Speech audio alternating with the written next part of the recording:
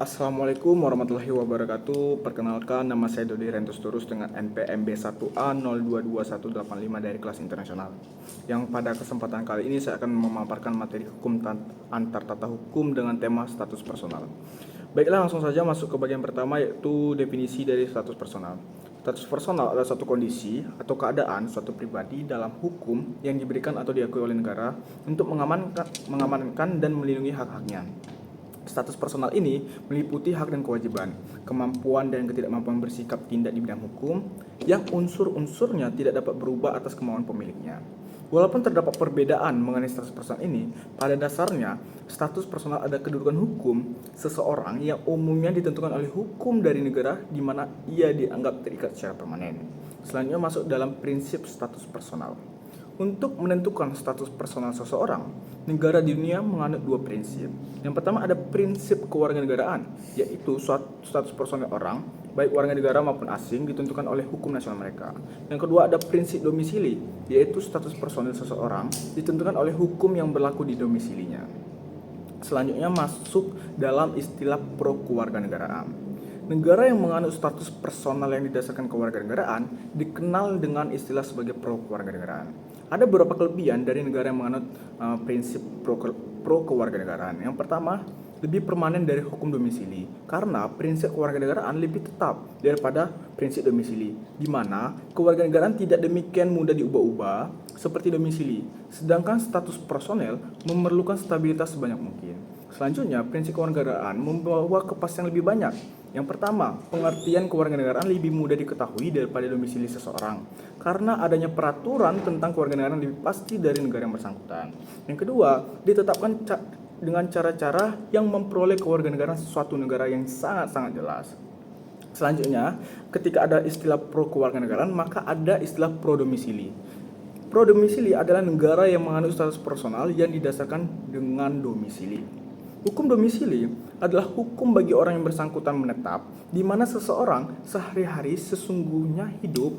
Sudah sewajarnya jika hukum dari tempat itulah yang dipakai untuk menentukan status personalnya. Prinsip kewarganegaraan ini memerlukan bantuan domisili. Seringkali ternyata prinsip kewarganegaraan tidak dapat dilaksanakan dengan baik tanpa dibantu prinsip-prinsip domisili.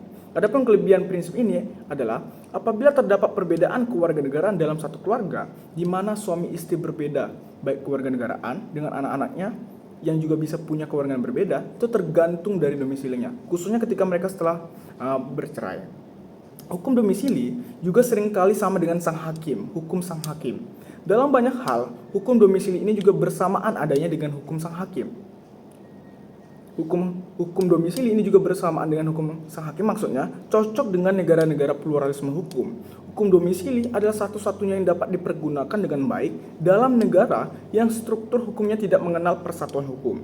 Domisili menolong di mana prinsip kewarganegaraan tidak dapat dilaksanakan. Ada beberapa negara yang condong terhadap pro-kewarganegaraan dan condong terhadap negara yang pro-domisili. Adapun negara-negara yang condong terhadap pro-kewarganegaraan itu seperti Prancis, Belgia, Luxembourg, Monaco, Belanda, Rumania, Finlandia, dan negara-negara bekas jajahan-jajahan yang menganut prinsip civil law. Selanjutnya, negara-negara yang menganut sistem pro-domisili itu adalah semua negara-negara bekas jajahan Inggris yang menganut sistem hukum common law, seperti halnya Skotlandia, Afrika Selatan, Denmark, Norwegia, Argentina, Brazil, dan lain sebagainya. Selanjutnya, masuk ke bagian selanjutnya, yaitu prinsip umum kewarganegaraan. Prinsip-prinsip umum di dalam prinsip kewarganegaraan terbagi menjadi dua.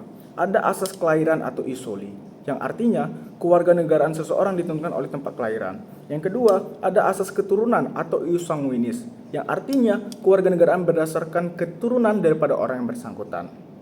Selanjutnya kita masuk dalam bagian prinsip domisili.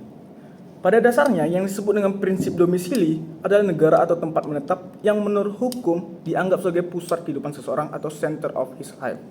Pengertian hukum domisili ini sesungguhnya berasal dari hukum Inggris. Hukum domisili ini didasarkan pada kediaman permanen seseorang. Selanjutnya jenis-jenis domisili. Jenis-jenis domisili menurut hukum Inggris dikenal dengan 3 jenis domisili. Yang pertama ada domicile of origin. Pada konsep domisili ini, setiap orang memperoleh domicile of origin-nya pada waktu kelahirannya. Yang kedua ada domicile of choice. Untuk memperoleh domisili ini, menurut sistem hukum Inggris diharuskan memenuhi beberapa persyaratan. Pertama kemampuan, kedua tempat kediaman, yang ketiga hasrat. Dan yang ketiga ada domicile of operation of the law.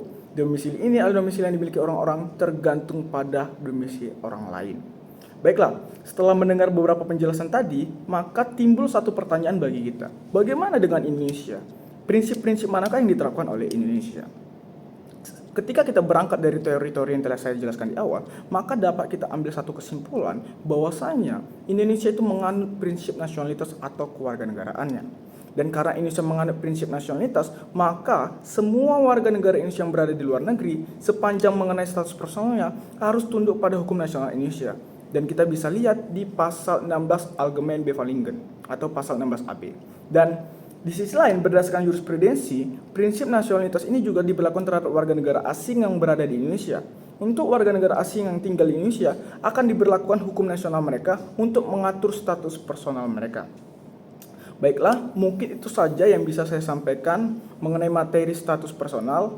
Lebih dan kurang saya mohon maaf, kepada Tuhan saya mohon ampun. Sekian dari saya dan terima kasih.